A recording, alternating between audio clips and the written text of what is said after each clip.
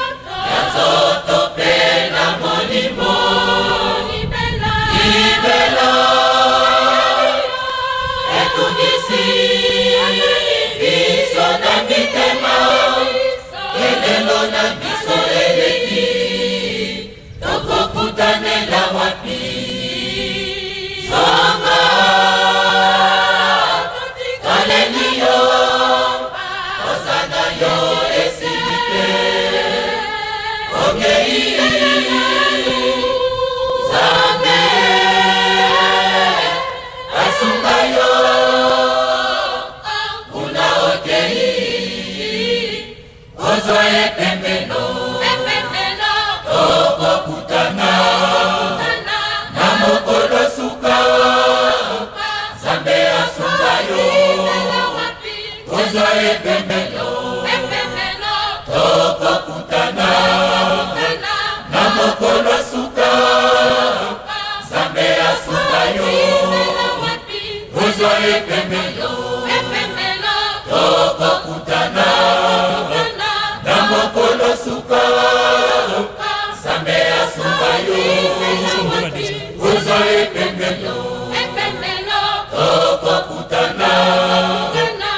mokolo suka Nzambe asunga yo kozwa epemelo mawa mpona bokakwani ya nzoto mpe na molimo libela etungisi biso na mitema elelo na biso eleki tokokundanela wapi Sanga kaleli yo osanga yo esilite okei Nzambe asunga yo kuna okei kozwa epemelo tokokutana na mokolo suka Nzambe asunga yo kozwa epemelo tokokutana na mokolo suka Nzambe asunga yo kozwa epemelo tokokutana na mokolo suka Nzambe asunga yo kozwa epemelo tokokutana na mokolo suka Nzambe asunga yo kozwa epemelo baya kufana kombaya koloba kolomba baye bakufana kombaya kibangu bakolonga ikete nkulu Nzambe alimbisa yo na mabe maso Zela olandi bisa baso yango tokolanda Tikete nkulu Nzambe alimbisa yo na mabe maso Zela olandi bisa baso yango tokolanda Tikete nkulu Nzambe alimbisa yo na mabe maso Zela olandi bisa baso yango tokolanda Tokokutana na mokolo suka Nzambe asunga yo kozwa epemelo tokokutana na mokolo suka Nzambe asunga yo tokokutana na mokolo suka Nzambe asunga yo kozwa epemelo tokokutana na mokolo suka Nzambe asunga yo kozwa epemelo baye bakufana bayo koloba saloba baye bakufana samaya kibangu bakolonga ikete nkulu Nzambe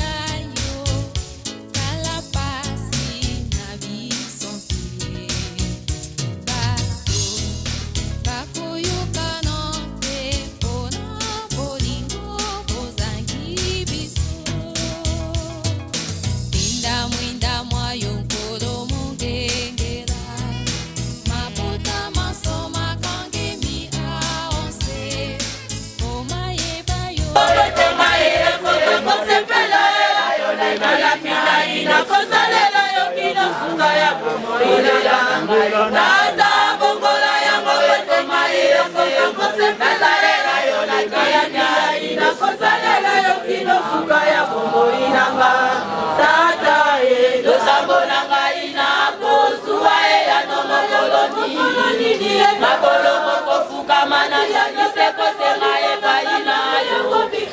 mokeli mozalisi ya nyonso masomo jalise na yo kolela na ngai tata bongola yango ekoma esengo nasalela yo na kimia kino suka ya bomoi na ngai kolela na ngai tata bongola yango ekoma esengo nasalela yo na kimia kino suka ya bomoi na ngai.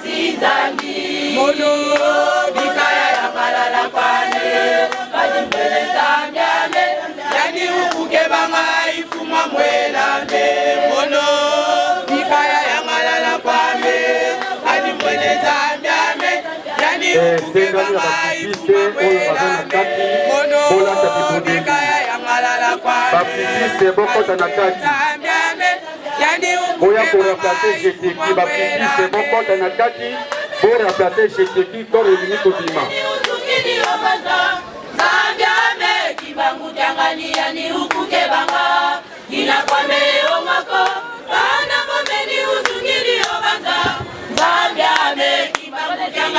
Responsable ya Lelo Luleli Yakana Biro.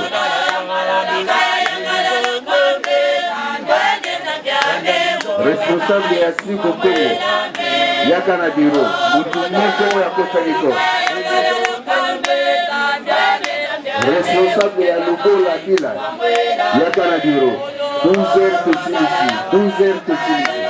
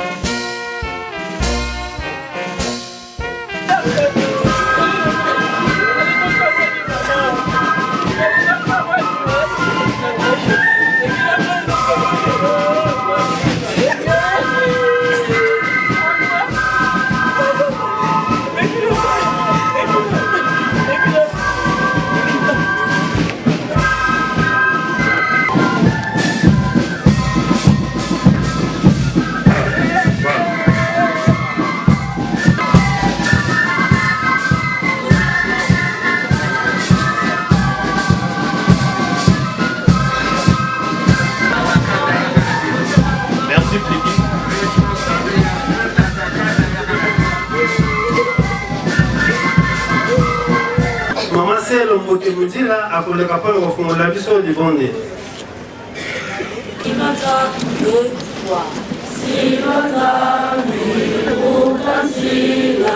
Mukimwana kyame Tela mese saluja munza nzambi Silwa nzambi ukansila Mukimwana kyame Tela mese saluja munza nzambi Tusadila saluja nzambi mukeleka Mukeleka Mukeleka Tusadila saluja nzambi mukeleka Enzambi mama nikabuluka Tusadila saluja nzambi mukeleka Mukeleka Mukeleka Tusadila saluja nzambi mukeleka Muzola kwase mwana felela Tata, katuna bafuana ko mugobila kumuzeni za ndongo. Tuitila mutawozo kuna ndembo yeluloloko, buduloloka pasiwa waboko yedibu. Nzambi eto tufuka mine mvutula funda ya matondo ye matondo. Kelelelo asani sunwa. Kali uvanga kama nsisi mangi kukudu. Mande bakana ngavanga mundu. Tata ngevo mawonso makululu akila. Nufutula matondo ye matondo. Nzambi yetu matukuta kani bafulu ekileto mini mozaya. Kani umosi mubeto mini bakambila mundu akakukowena. Papa Kokedani. Papa Kobembelo Daniel, il nous a laissé, il a laissé là 6 années. Vraiment c'était difficile pour vous prononcer encore les mots qui vont accompagner la regrettée Alki dans son dernier voyage. Quand on dit Alki, c'est Ali et Kelly qu'on a associé, qui a donné les fruits à Alki. Alki, tu pars avant nous, bien trop tôt et bien trop vite. Ta disparition nous rappelle comme une évidence que nous sommes. Il faut profiter de chaque seconde et minute de notre vie ici-bas. Kelly, toi qui savais faire beaucoup avec si peu, toi qui savais cultiver l'amour, ma chère, toi qui savais cultiver l'amitié, tu rendrais ces moments rares. Comment les oublier?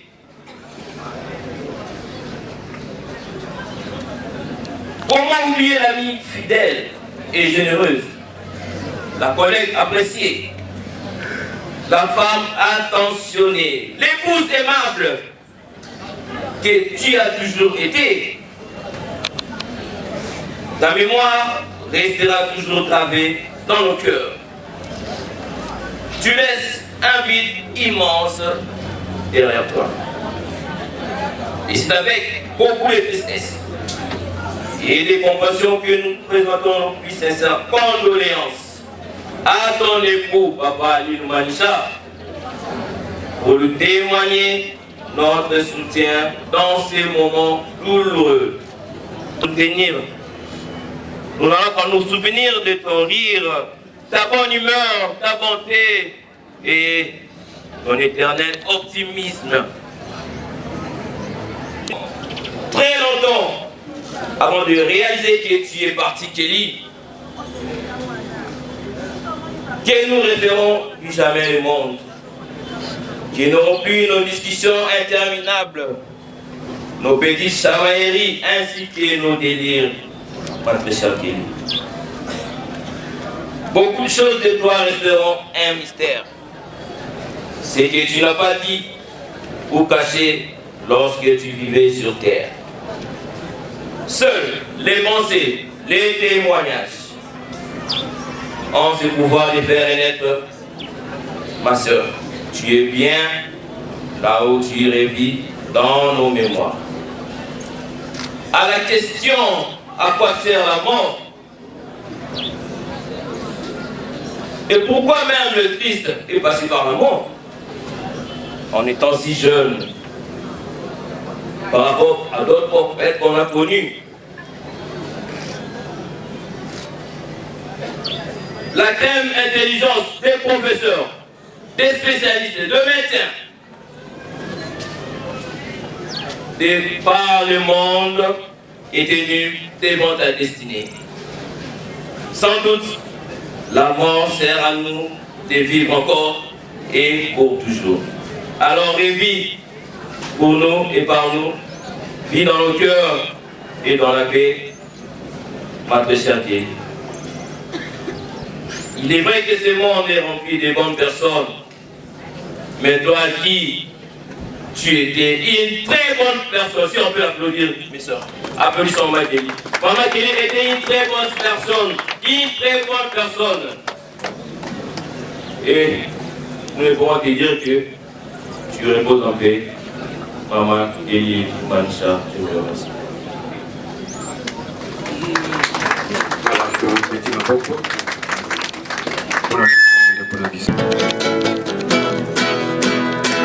Mawa bona boka bwani ya nzoto pe ya molimo libela edungisi biso na ilelo na biso eleki tokokutanela wapi zonga tolelio osala yo esilite okei nzambe asuma yo na okei kozwa epemelo.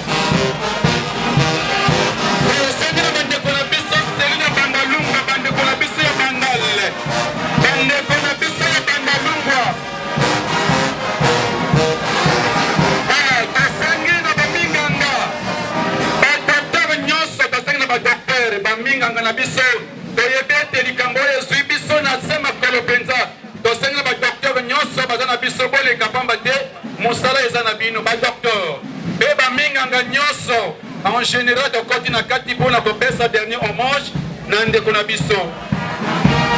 Voilà, tomoni wana bandeko na biso baoyo batalaka bokolo mona ya nzoto na biso bato na se na ntango nzambe atalaka milimo na biso bango nde nzambe apesa mayele mpe ponya mpona kotalaka bokolo mona nzoto nde tomoni na kati na bango tata na biso papa tata bebe oyo yelika bango bandeko eza ya koloba mpenza na mpasi toloba boniboni. Au nom du Père, du Fils et du Saint-Esprit.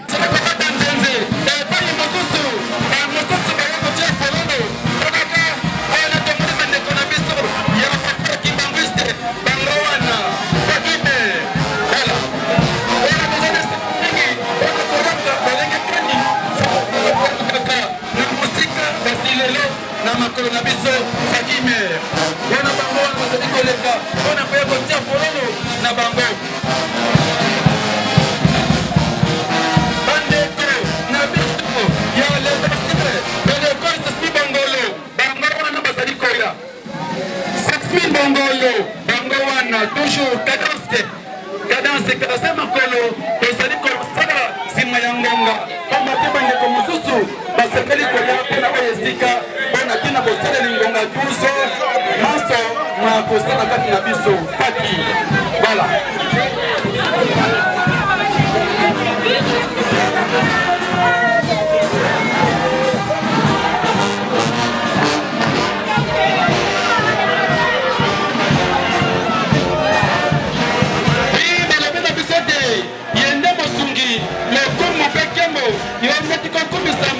Simano bango bana mama mawai bana mama kei na kikuta babarete bana ndio kunda babati kasitala kama kola nsambe akata mikolo ya bomo ina biso bikelamu na sana ntango ekomi na biso pasilelo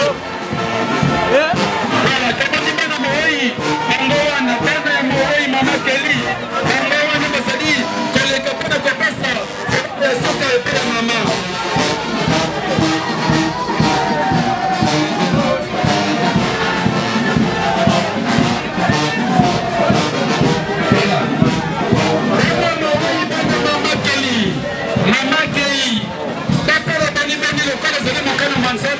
Nzambe molimo santu asima bitema na biso asima na bango ebenge bandeko nyonso ya libota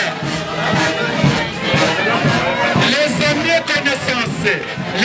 connaissances et à la fin famille bébé en général bakoleka amis connaissances famille bébé bébé en général tata ya mama mpe tata ya papa bebelemi.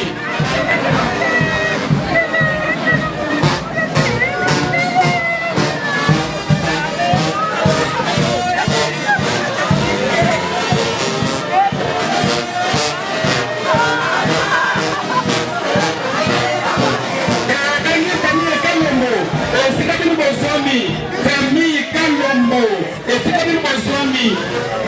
La famille Kalombo. Famille Kade. Oui, la force d'Andeko. Nous sommes comme ensemble, et ça dit que le bon habitué, mon collègue Koufa, et les filles, mon collègue Métamani et Sengo.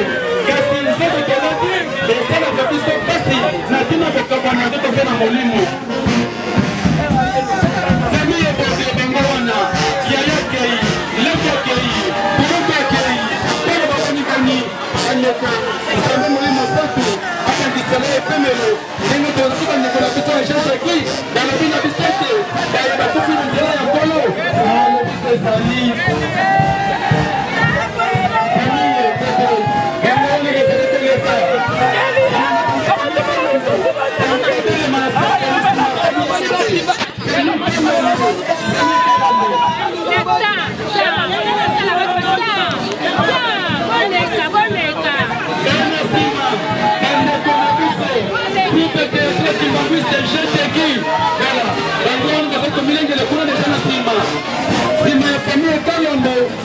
Voilà,